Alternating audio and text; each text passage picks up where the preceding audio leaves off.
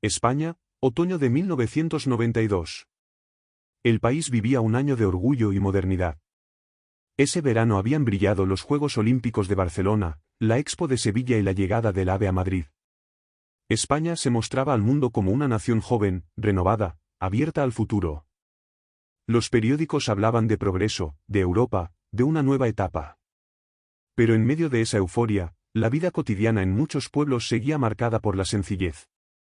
En lugares como Alcacer, un municipio agrícola a pocos kilómetros de Valencia, los días transcurrían entre trabajo, familia y amistades.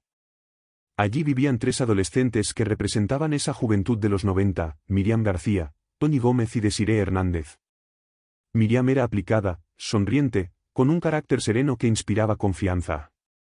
Toni era más extrovertida, siempre dispuesta a reír, a hablar, a compartir. Desiree, la más pequeña, desprendía ternura e ilusión.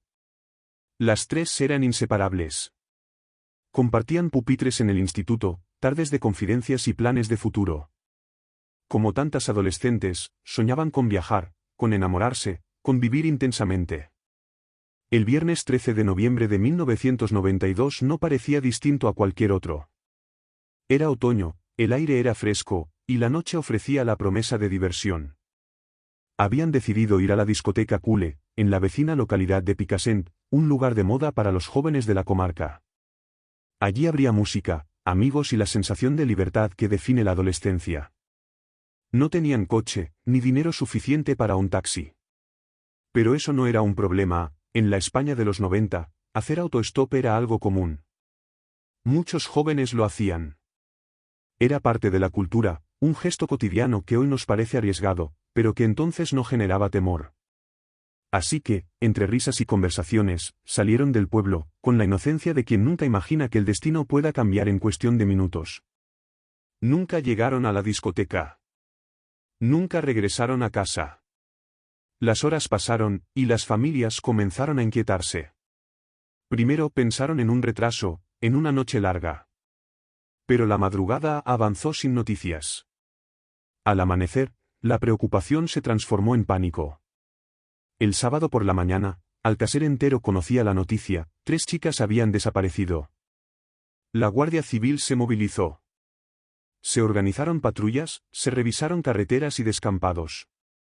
Los vecinos se unieron a la búsqueda. Los rostros de Miriam, Toni y Desiree comenzaron a multiplicarse en carteles, en colegios, en gasolineras. La angustia se extendía. En pocos días, el caso llegó a la televisión. Los informativos abrieron con él. Los periódicos mostraron sus sonrisas en portada. España entera conocía ya a las niñas de Alcacer. Y lo que al principio fue un suceso local se convirtió en un fenómeno nacional. Durante semanas, el país vivió pendiente de ellas. Cada rumor se convertía en noticia. Cada pista, en esperanza. Los padres aparecían en programas de máxima audiencia, rogando ayuda. Nunca antes un caso de desaparición había tenido tanta cobertura mediática. La televisión entró de lleno en la tragedia. Los presentadores se dirigían al público con solemnidad, las cámaras mostraban cada lágrima, cada súplica. Y millones de españoles, desde sus casas, compartían la angustia como si fueran sus propias hijas. Pero el tiempo pasaba, y las niñas no aparecían.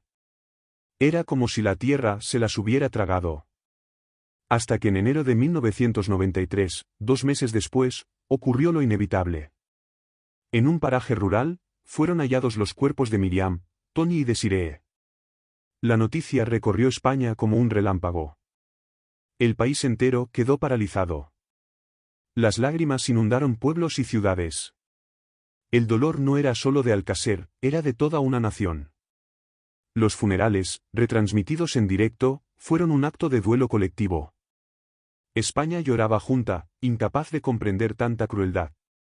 La investigación apuntó pronto a 2 nombres, Miguel Ricart y Antonio Anglés.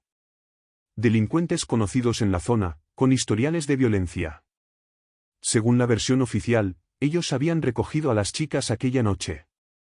Ricart fue detenido, juzgado en 1997 y condenado a más de 170 años de cárcel. Cumplió 2 décadas antes de salir en libertad. Para la justicia, fue uno de los culpables. Pero la sombra más grande fue la de Antonio Anglés. Su fuga se convirtió en una de las persecuciones más intensas de la historia criminal española. Tras el hallazgo de los cuerpos, escapó de su casa saltando por la ventana. Comenzó a moverse como un espectro. Atravesó campos, se escondió en casas abandonadas, cruzó carreteras. La Guardia Civil desplegó cientos de hombres. La prensa informaba de cada rumor, de cada pista. Logró llegar a Portugal. Allí, se coló en un barco mercante rumbo a Irlanda. La persecución se volvió internacional.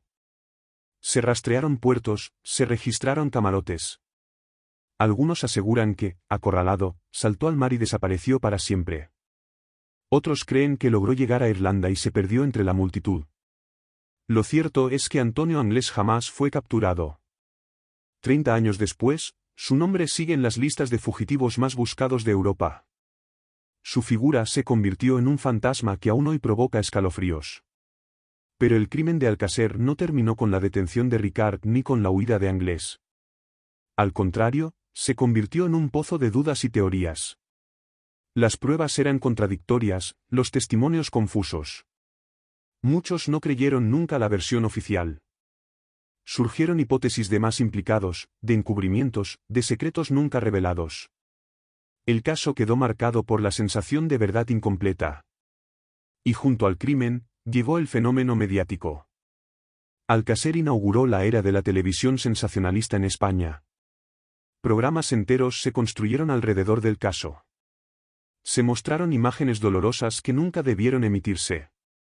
Las familias vivieron su sufrimiento ante millones de espectadores.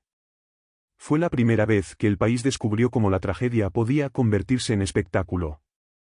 El caso de Alcácer no solo fue un crimen, fue también un espejo. Reflejó la vulnerabilidad de los jóvenes, la fragilidad de la justicia y el poder de los medios. Décadas después, el tema sigue vivo. Documentales, libros y series han devuelto el caso al debate. El documental de Netflix El caso Alcácer, estrenado en 2019, volvió a ponerlo en el centro de la conversación. Y con él, regresaron las preguntas: ¿qué ocurrió realmente aquella noche? ¿Quién ayudó a Anglés? ¿Por qué tantas contradicciones? En Alcácer, un monumento recuerda hoy a Miriam, Tony y Desiree. Sus nombres están grabados en piedra, pero también en la memoria colectiva. Cada año, flores frescas se depositan allí. El crimen de Alcácer no es solo una página negra en los libros de sucesos. Es un símbolo. Una advertencia. Un recordatorio de que la inocencia puede desaparecer en un instante. Han pasado más de 30 años. Y aún hoy, cuando se pronuncia Alcácer, España entera se estremece. Porque aquella noche de 1992 no solo cambió la vida de 3 familias, cambió la conciencia de todo un país.